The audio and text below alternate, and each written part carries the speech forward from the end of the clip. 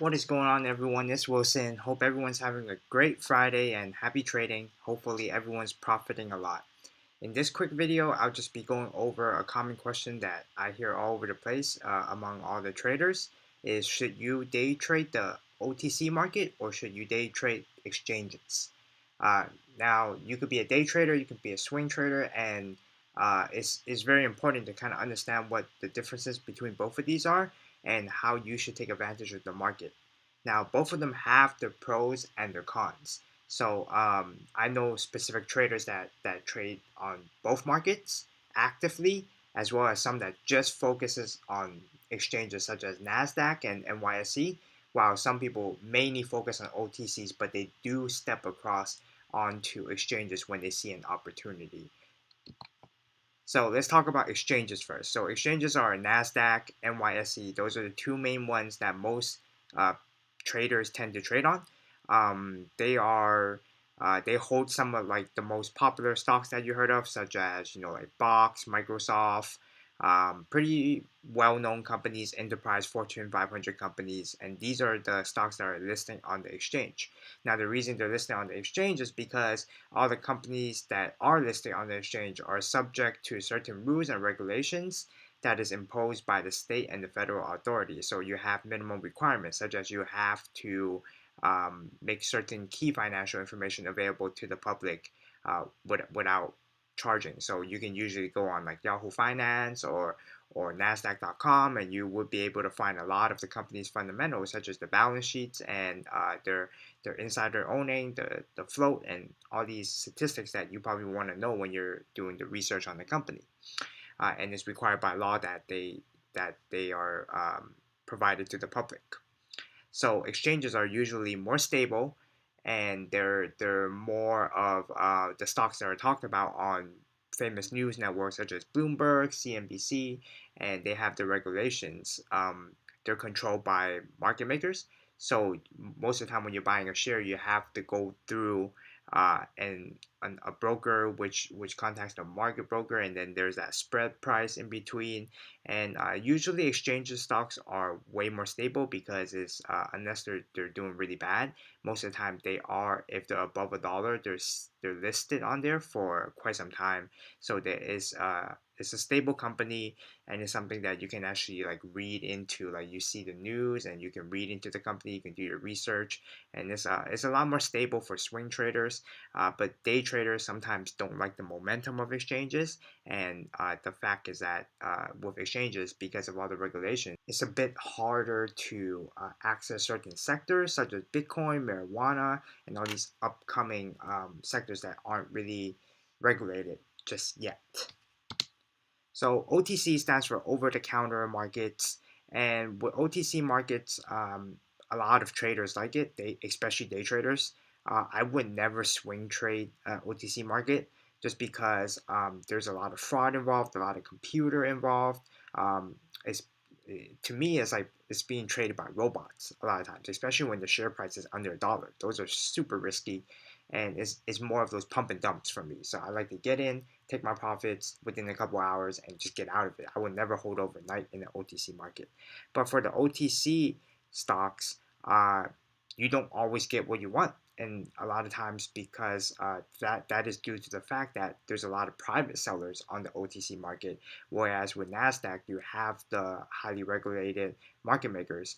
So because of that, you don't always get in the price that you want, that you're asking for, and your orders just don't get filled, which does make it quite frustrating for traders.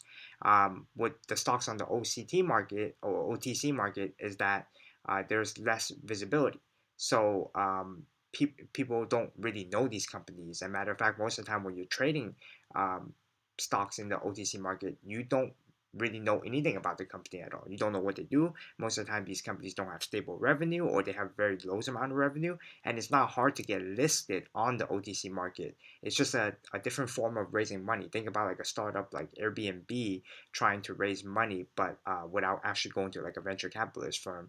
They can put their company in the OTC market, so they don't really have to release a lot of financial information. They don't have to release the SEC filings, and it's a really risky market to play with.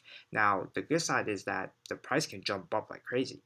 Um, That's why day traders like it, because if you get in the correct trend and you identify the correct time to get in, you trade with the trend, it can bounce up a high and you can take profits quickly. So companies trading on the OTC market have fewer regulations, and they're super risky compared to the exchanges. The good thing about OTC is that you can take advantage of a lot of the upcoming trends, such as Bitcoin. For example, today, as of today, there's like maybe 4 OTC stocks that was being called out by my friends that were just skyrocketing because the price of Bitcoin was going up like crazy. Now, there are some Bitcoin related stocks listed on the exchange as well, but they were priced super high at like $600, $700 per share, which makes a smaller account very hard to access to it and purchase shares in this type of market. But with the OTC ones, they were like $2, somewhere below 10 cents. Now, I personally don't trade stocks below $1.50. I've seen just too many bad sides of it, and I've lost too much money in it in the past. So that's one of my rules. But if it was like a $2.50 Bitcoin stock, and I see that the Bitcoin market is really pumping strong, especially with the last 2 days of how Bitcoin's hitting highs, I would probably take advantage of it and go for a pump and dump. But will I hold the OTC overnight? No, I would not. But those are the benefits. For example, a while back, marijuana stocks were very, very hot because of the sector, and they were jumping like crazy. Now, you could not purchase these stocks on the exchanges, but you could do it on the OTC, and it was very easy to get access to these smaller companies that are in the marijuana space for a quick pump. Another downside about the OTC market is that it's not supported by all brokers. So if you're using something like Robinhood to trade, you would not be able to access a lot of the OTC stocks. You would need an actual broker, an interactive broker, or E-Trade to be able to find these stocks. These are also known as like legitimate penny stocks. Like uh, that's exactly what you see in the movie The Wolf of the Wall Street.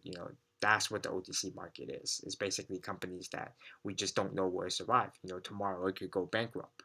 So it's very risky, but to take advantage of the day in the uprising sector, I believe that you can have some good pump and dump strategies on it. So some tips for trading OTC markets. Since most of us are somewhat familiar with the exchanges, so you guys know how the stock market works for that, and you guys probably already seen tips on it. If not, you can check out my other videos on stock trading. But for OTC specifically, a lot of traders looking to get into it.